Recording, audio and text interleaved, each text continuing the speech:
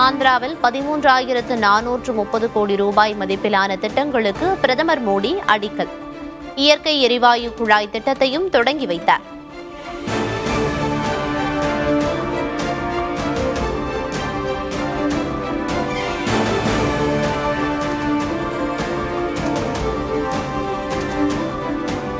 கச்சத்தீவை மீட்பது குறித்து இலங்கை பிரதமர் ஹரிணி அமரசூரியாவிடம் பேச வேண்டும்.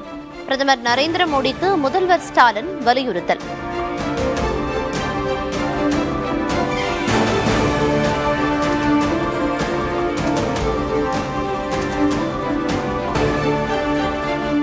பீகார் தேர்தலில் பாஜக, ஐக்கிய ஜனதா தளம் கட்சிகள் போட்டியிடும் அனைத்து தொகுதிகளிலும் வேட்பாளர்கள் அறிவிப்பு.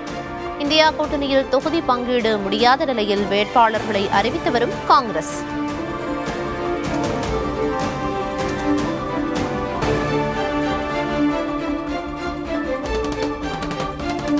சட்டமன்ற தேர்தல் முடிந்த பிறகே பீகார் முதல்வர் வேட்பாளர் யார் என அறிவிப்போம். தனியார் தொலைக்காட்சிக்கு அளித்த பேட்டியில் மத்திய அமைச்சர் அமித்ஷா புதிய தகவல்.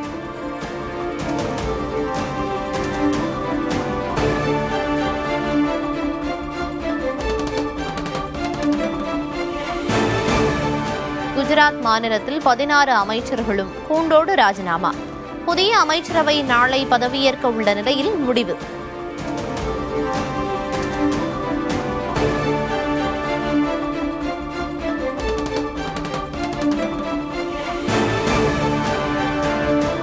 தீபாவளி பண்டிகையை முன்னிட்டு மதுரை கடை வீதிகளில் திரண்ட மக்கள்.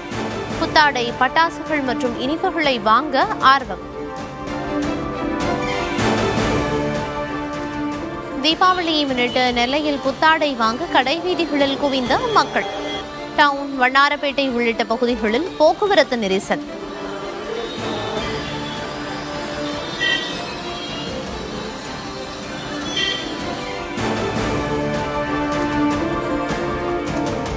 தீபாவளி பண்டிகையை முன்னிட்டு 6 சிறப்பு ரயில்களை இயக்கும் தெற்கு ரயில்வே.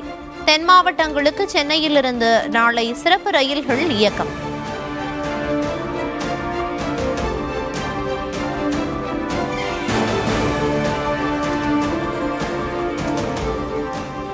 டிசம்பர் 15ஆம் தேதி முதல் புதிய விண்ணப்பதாரர்களுக்கு மகளிர் உரிமை தொகை வழங்கப்படும். சட்டப்பேரவையில் துணை முதல்வர் உதயநிதி ஸ்டாலின் அறிவிப்பு.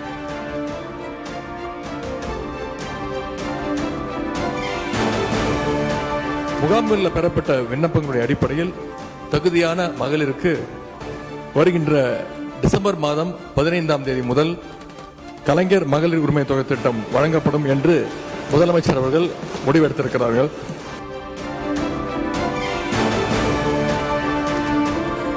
கிட்னிகள் ஜாக்கிரதை என பேட்ஜ் அணிந்து சட்டப்பேரவைக்கு வந்த அதிமுக எம்எல்ஏக்கள்.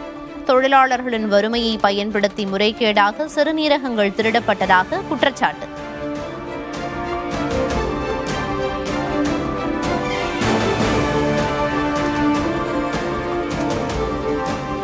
ஜாமீனில் வெளிவந்த மாவட்ட செயலாளர்களுடன் விஜய் சந்திப்பு. பனையூரில் உள்ள தமிழக வெற்றிக்கழக அலுவலகத்தில் ஆலோசனை.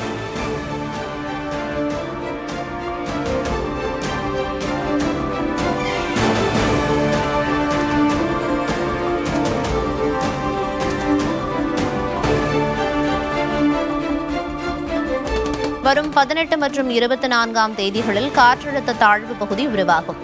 வானிலை ஆய்வு மையத்தின் தென்மண்டல தலைவர் அமுதா பேட்டி. வரும் 18ஆம் தேதி வாக்கில் தென் கிழக்கு அரபிக்கடல் மற்றும் லட்சத்தீவு பகுதிகளில் கேரள, தெற்கு கர்நாடக பகுதிகளுக்கு அப்பால் ஒரு காற்றழுத்த தாழ்வு பகுதி உருவாகும் வாய்ப்புள்ளது. வருகின்ற 24ஆம் தேதி வாக்கில் தென் கிழக்கு வங்கக்கடல் பகுதிகளில் ஒரு காற்றழுத்த தாழ்வு பகுதி உருவாகக்கூடும். இது மேற்கு வடமேற்கு திசையில் நகர்ந்து வலுவடையும் சாத்தியம் இருக்கிறது. கோவை மாநகரில் பெய்த மழையால் சாலைகளில் தேங்கிய தண்ணீர். தாழ்வான பகுதிகளில் மழைநீர் தேங்கியதால் பொதுமக்கள் பாதிப்பு.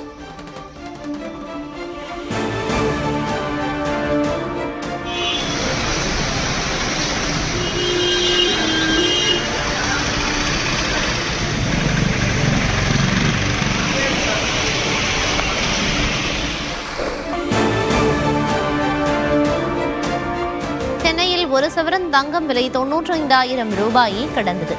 40 ரூபாய் உயர்ந்து 1 கிராம் தங்கம் 11,900 ரூபாய்க்கு விற்பனை.